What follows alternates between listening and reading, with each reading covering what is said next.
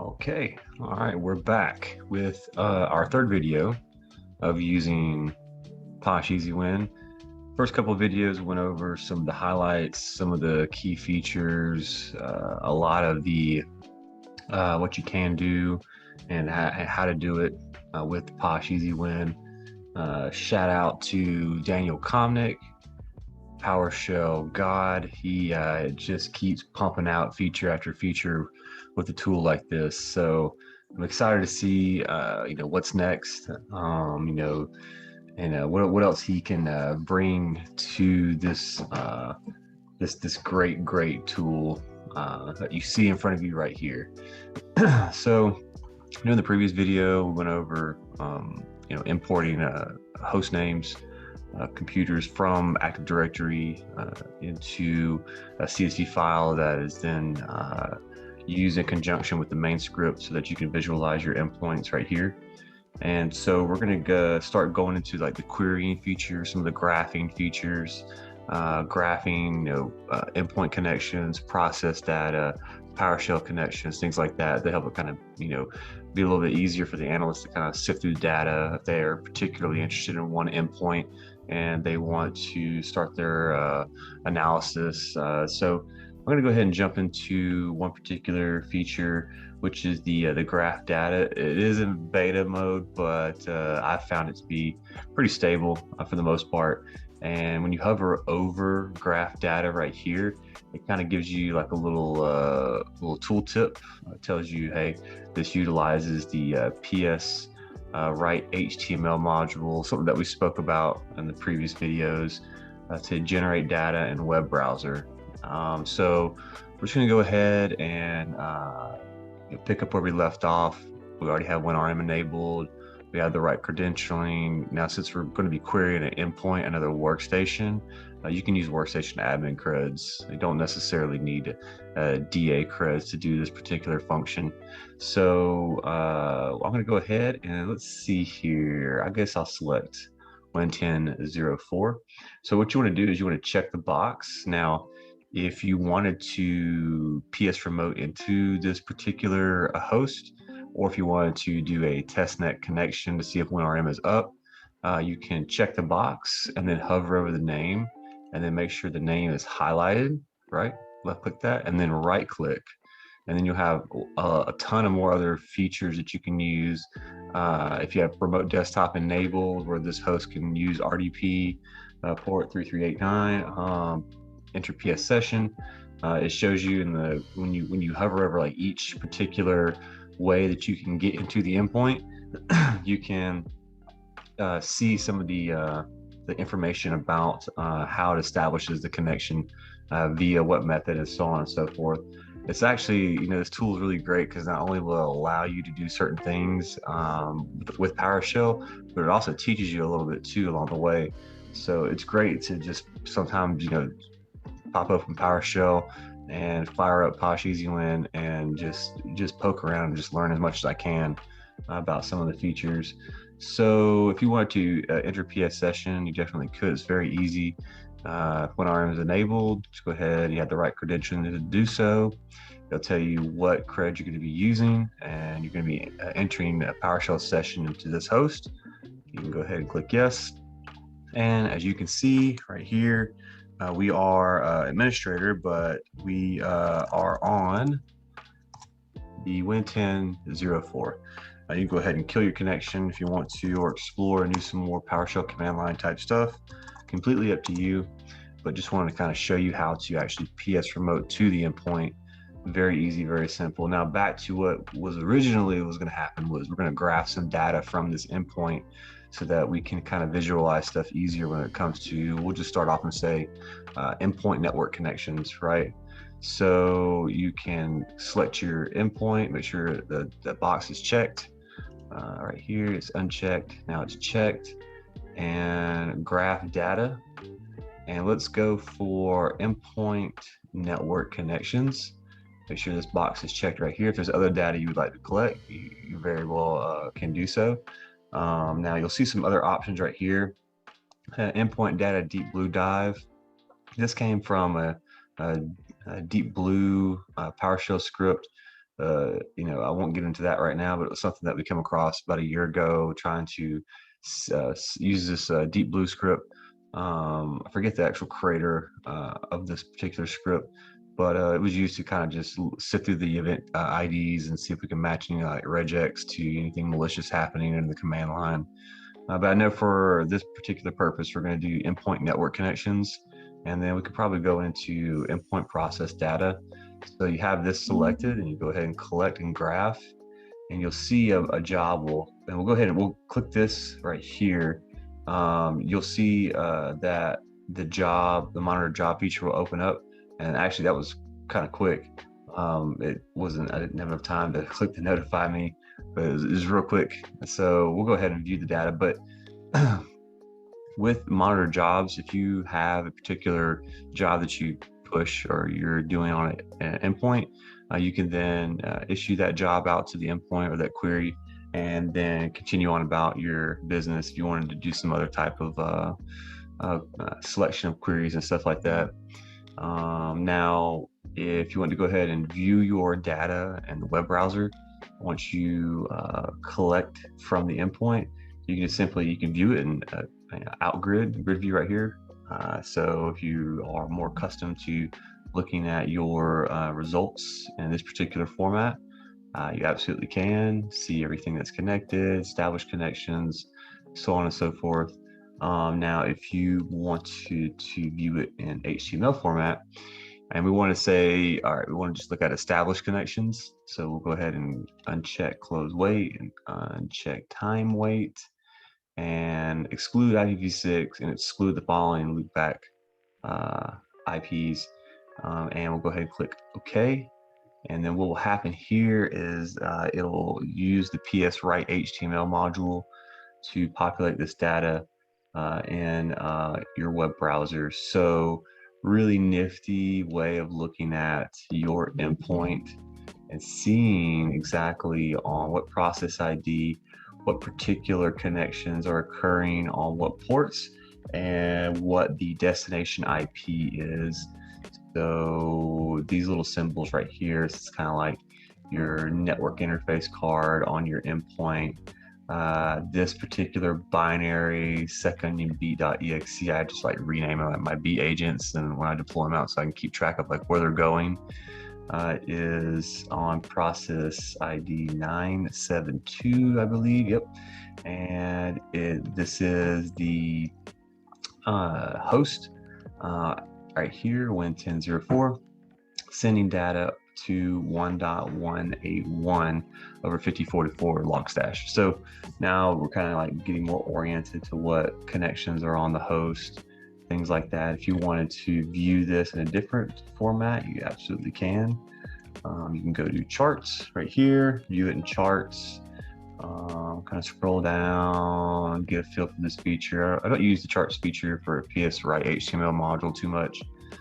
Calendar, this is like real nifty, kind of if you wanted to visualize your connection data from this endpoint in this particular way, you certainly can.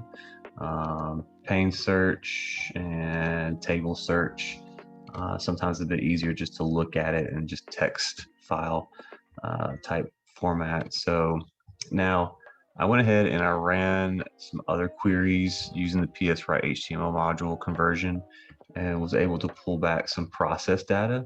So just like a quick show what this looks like. Boom, there it is. Now I'll kind of show you how to do that. So Win1004, we have our previous job that we ran. It gives back results.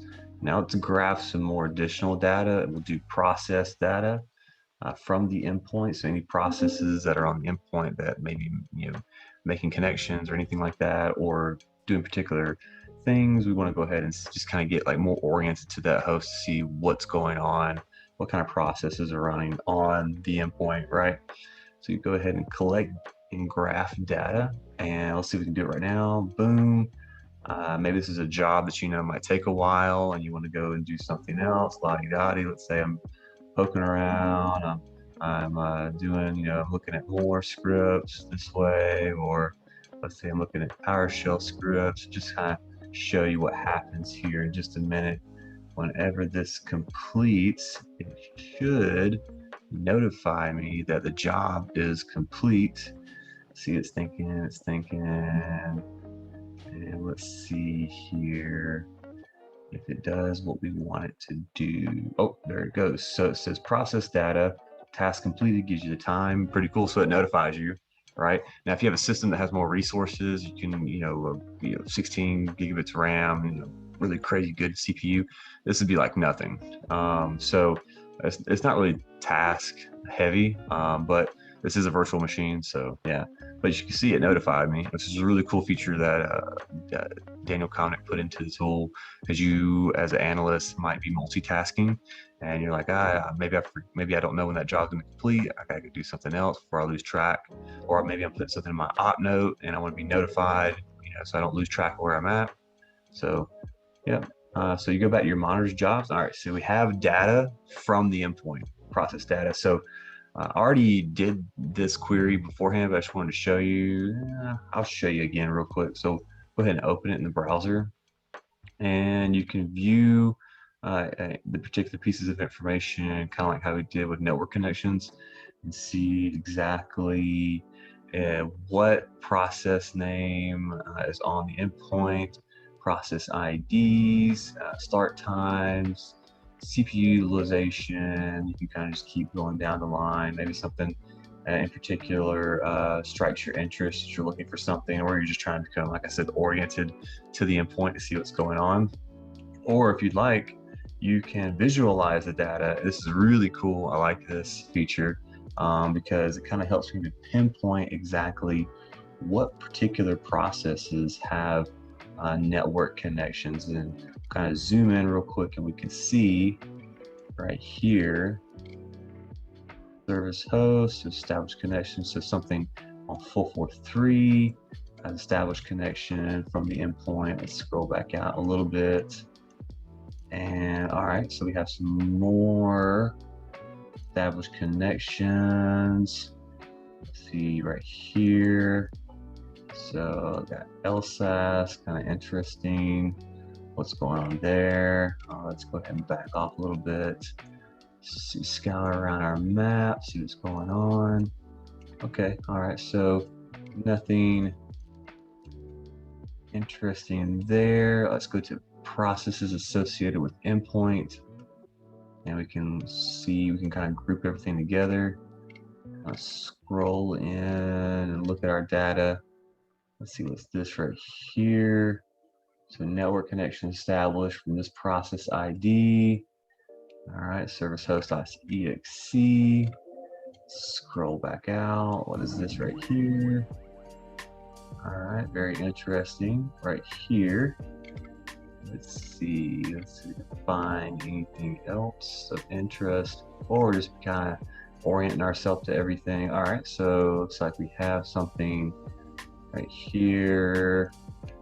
All right, there's our SecOnionB agent, Skype, things like that. So this just really kind of helps you to get, like I said, more situationally aware and more visually appealing to the eye when sifting through data from an endpoint. There are multiple scripts you can run at multiple times. So for instance, let's say we wanted to do some different PowerShell queries. Let's say we wanted to get processes. Go ahead and get processes. Let's say we want to get SMB connections. Let's say we wanted to get, well, I don't know, right here, SMB shares. And let's see if we wanted to, if Windows Defender is enabled. Let's see if there is any detection history from Windows Defender. Now we have multiple queries selected, and we have our endpoint. Now, if this endpoint was not selected, the execute script button would not be highlighted.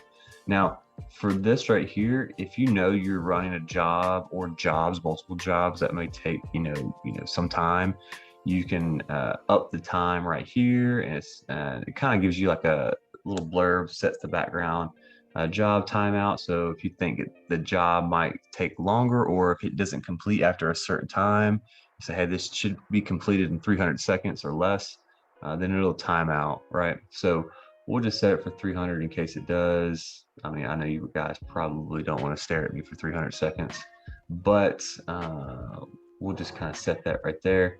I'll get more into this individual execution and session based, but right now we're using the monitor jobs feature so that we can select our queries, run them, and then poke around some more while that happens. All right, so we had our 2 previous jobs that we ran, and we have these separate tasks that we want to run all at once. So we have our endpoint selected. We go to execute script. It'll conduct a WinRM check, make sure 5985 is open, and then yes. All right, connecting to this endpoint with this account, yes. It'll tell you, all right, WinRM is available, and it will go ahead and try to execute. Now, if there are no SMB connections or there is no data to query, it's not going to give you anything back and it'll red up. So don't be alarmed when you see that. All right, so we have, we go ahead and view our processes that we went and queried the endpoint for get processes. So let me go ahead and view that in outgrid right here. All right, so this could be useful information in whatever particular situation that you're in. You're going after process data for a particular reason. This is searchable as well. So let's say we wanted to look for let's see, sec onion. This is in here, or probably, all right, so we have our sec onion beat, which is the product called Winlaw beat, but I just rename mine and then shoot it wherever on the endpoint and just kind of keep track of things. Or let's see, we want to, maybe sysmon is running. So let's see right here is sysmon running. And it is, so we're kind of tracking down what's on the endpoint, maybe querying it for specific binaries. But if you wanted to get more granular, you can like add filters and stuff like that. If you're familiar with outgrid and how this feature works, it's really good feature for PowerShell. We can close that out. SMB shares. Now you can view it in shell or charts or HTML, but I usually like view mine grid view and outgrid. So it shows you what kind of shares we have, yada, yada, yada, good information. Maybe you want to know what sort of SMB shares are on the endpoint. Let's see, and Windows Defender malware history. So this is interesting. So something came back. I don't know. I haven't looked at this endpoint in a long time. I do various injects in my own lab just to test things and signatures and whatnot. So curious to see what this is. Okay, all right. So we have, let's see right here.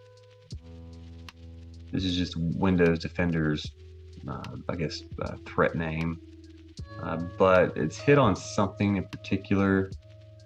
I'd have to definitely dig down deeper into it to see what exactly it's hitting on. But it's kind of interesting. Might start, leading you down a path towards finding out, exactly why this endpoint has particular hits from Windows Defender. So something to keep in mind. Maybe you're logging Windows Defender. Not sure. You can see the threats in real time through your SIEM, but we're using this tool in this particular environment and in this situation scenario, we don't have a SIEM, so we're just going straight to the endpoint and getting as much information as we can.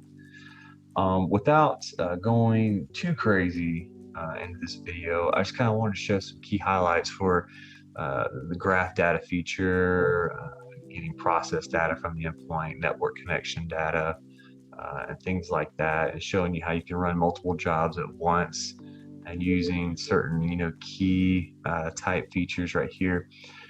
But in the next video, we'll definitely go more into using your own custom scripts, how you can add your own scripts if you don't have particular ones that are available in the tool, how to do that. Also, we'll go into interactions a little bit more. For collections, we'll go into file searching, accounts, event ID collection, registry querying, things like that. We'll send files to the endpoint, Like I said, we'll do file searches, we'll pull files back. It will also go into more enumeration type things. You know, if we want to go ahead and keep probing the endpoint, maybe there's a port that's open that we're looking for particularly. We'll keep going over op notes as well. And last but not least, we'll go into the packet capture feature. This is a really cool feature. Stay tuned for that. But for now, we'll go ahead and wrap this up. I hope this video was kind of enlightening on some of the other features. We will definitely get more into how we can actually interact more in depth with the endpoints over PowerShell. All right, thank you guys for tuning in. I hope this was cool for you. Peace.